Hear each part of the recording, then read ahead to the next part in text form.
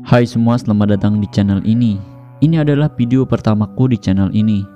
Aku akan membahas sebuah konten tentang anime yaitu Osama Ranking episode 10 dan versi manga chapter 55 yang kemungkinan masih berhubungan. Siapkan headset kalian dan dengarkan narasi yang kubawakan. Semoga kalian terhibur, mari kita mulai. Boji telah melewati latihannya bersama Despa. Karena ia ingin mengapresiasi ketekunan Boji berlatih, Despa mengajak Boji dan Kage untuk makan malam di suatu tempat. Tapi sebelum berangkat, Kage begitu mengeluhkan senjata yang dibawa Boji itu terlalu besar. Namun kenyataannya berbeda. Justru Boji sangat gampang mengayunkan pedangnya dengan sangat mudah. Sampai-sampai sarung pedang itu terbuka dan terlihat wujud pedang yang aslinya. Ternyata pedang itu begitu runcing seperti jarum. Kage malah marah kepada Despa yang menyebut bahwa Despa berbohong akan menjadikan Boji menjadi lebih kuat. Mendengar perkataan Kage, Despa merasa ia tak berbohong. Kemudian ia mengatakan bahwa Kage seharusnya percaya dengan kemampuan Boji. Hingga akhirnya Kage teringat ketika Boji membelah batu besar. Lalu ia menyadari seharusnya dirinya memang mempercayai kemampuan Boji. Di tempat makan malam, mereka merayakan keberhasilan Boji menguasai teknik Despa. Tapi tiba-tiba datang 3 orang preman. Mereka menyebutnya si Bengis Aban bersaudara.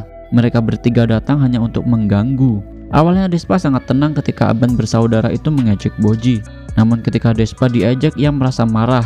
Lalu ia menghajar salah satu preman itu.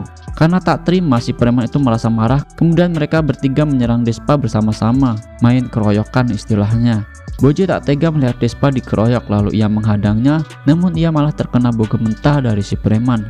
Lalu Boji bangkit kembali dan mengajar preman itu tepat di bagian dagunya. Meski awalnya si preman itu tak merasakan apa-apa, tak berapa lama tiba-tiba si preman terjatuh.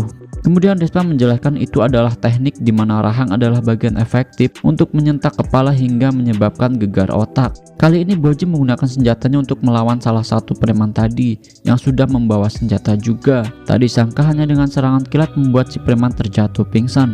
Despa menjelaskan mengapa musuh langsung pingsan.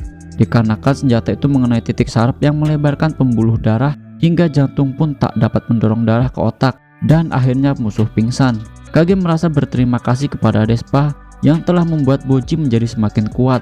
Mereka pun memutuskan untuk pulang. Di perjalanan Despa mendadak ia mengingat mempunyai urusan lain sehingga ia menyuruh Kage dan Boji pulang terlebih dahulu. Ternyata Despa menemui kembali ketiga Aban bersaudara. Ternyata mereka itu bersekongkol pura-pura demi mengetahui gaya bertarung Boji. Kage begitu penasaran ingin mengetahui keahlian menghindar yang dimiliki Boji. Ia bertanya siapa yang melatihnya. Ternyata yang melatih teknik menghindar Boji selama ini adalah si ular raksasa Mitsumata. Kemudian Bebin telah mengetahui tentang kerajaan dari Mitsumata, yang memang keadaan kerajaan sedang kacau, di mana si cermin merencanakan hal yang buruk di dunia bawah. Lalu Bebin mempertanyakan tentang Boji.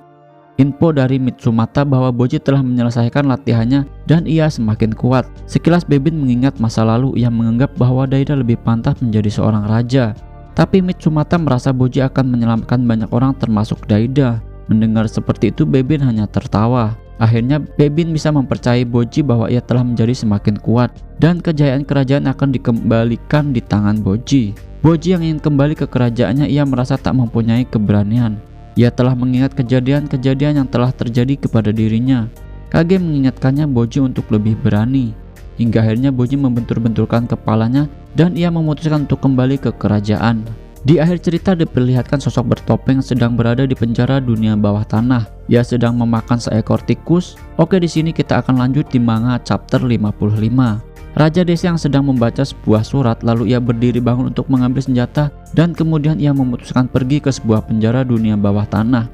Ia merasa mencurigai ada hal yang aneh dan benar saja ketika ia membuka salah satu penjara, penghuni dari penjara itu telah tiada. Raja desa mencoba mencari jejaknya dan ia merasakan bau tapi begitu samar-samar. Ia merasa ada seseorang yang membantu penghuni penjara tersebut untuk kabur. Kemudian ia mengingat seseorang bertopeng yang disebut salah satu raja pedang yang menggunakan teknik misterius. Lalu raja desa meminta untuk memanggil komandan. Kemudian Kage dan Boji akan berpamitan kepada Despa. Sebelum berpamitan Kage sangat berterima kasih dan ia tak bisa berbicara apa-apa untuk mengungkapkannya. Ia merasa sangat berhutang budi kepada Despa. Despa juga merasa sangat senang, ia juga akan merasa kesepian. Kemudian Kage menanyakan kepada Despa bagaimana ia bisa memahami Boji. Despa menjawab ia tak mengerti apa yang Boji katakan, bahkan bahasa isyarat pun ia tak mengerti juga. Ia berkomunikasi dengan Boji hanya dengan perasaan. Kemudian ia memberikan motivasi kepada Boji hingga membuatnya merasa percaya diri. Dan akhirnya mereka memutuskan untuk pulang ke kerajaan. Oke cuy, sampai di sini dulu. Semoga terhibur dengan narasi yang kubawakan. Terima kasih semua, bye bye.